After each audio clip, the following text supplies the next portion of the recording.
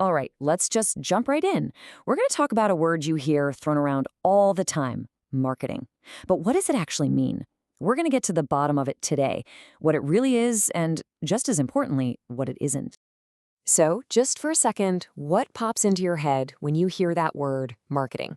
Seriously, what's the first thing you picture? I'm guessing it's probably something like this, right? Instagram ads, maybe a huge billboard on the highway, or all those email newsletters piling up in your inbox. And you know what? You're not wrong. Those things are definitely a part of marketing. They're actually the most visible part, the stuff we all see every day. But here's the thing, and this is the key. All that stuff is just the tip of a giant iceberg. The real work, the heavy lifting of marketing, it all happens deep down below the surface, way before a single ad is ever created. And that brings us to the real job of marketing. It's so much more than just what you see. It's not about shouting the loudest, it's this deep strategic engine that drives the entire connection between a company and its customers. Okay, so here's the official definition from the American Marketing Association. And yeah, it sounds a little bit like a textbook, I get it. But hang with me, because the key words in here are actually super powerful. Creating, communicating, delivering, and exchanging offerings that have value. Did you catch that? It all starts with creating value.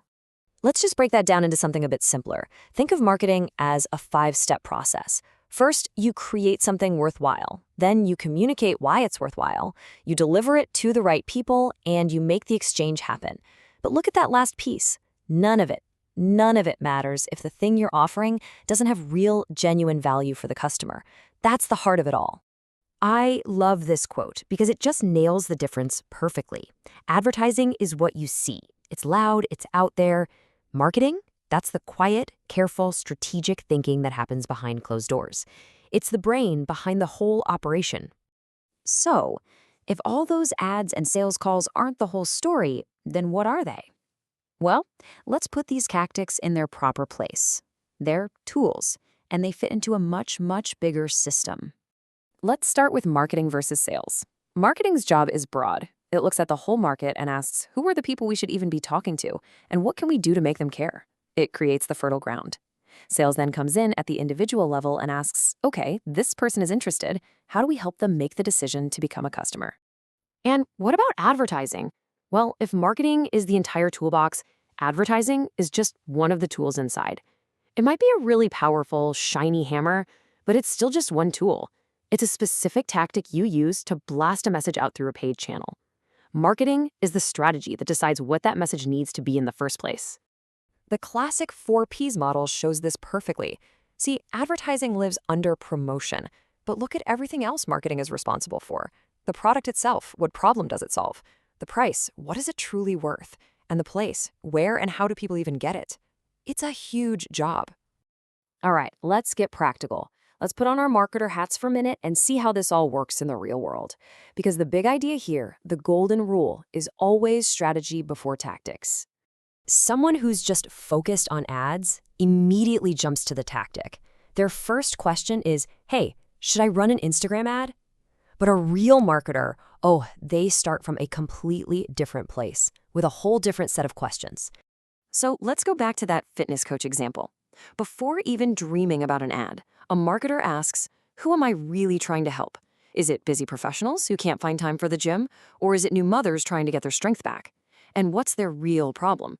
Is it just weight loss? Or is it about feeling confident again? Then they figure out the right offer, the right price, and how to build trust. It's only then, after all that work, that they ask, okay, now what's the best way to reach these specific people? And here's the bottom line. The most brilliant, creative ad in the world is completely useless if you don't have the right answers to those strategic questions. Strategy is what gives your tactics power. Without it, you're basically just shouting into the wind and hoping someone hears you. So, to help you start thinking this way, I want to give you a super simple but really powerful toolkit. It's a 5-question framework you can use for pretty much anything. These are the fundamentals. 1. Who are we serving? Get specific. 2. What do they actually care about? What's a real problem or desire they have? 3. What is our unique solution, our value? 4. How do we talk about that value so it clicks with them instantly?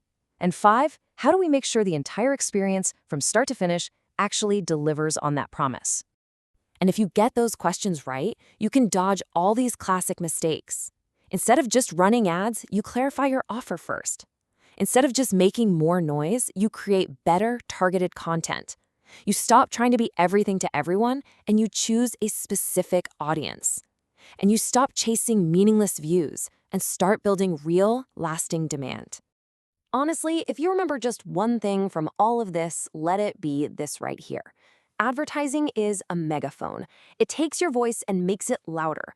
But marketing is the hard work of making sure you actually have something important, something valuable, and something worth saying in the first place. So, next time you're working on a project or thinking about a new idea, don't let your first thought be, what ad should I run? Instead, what's the first real marketing question you're going to ask?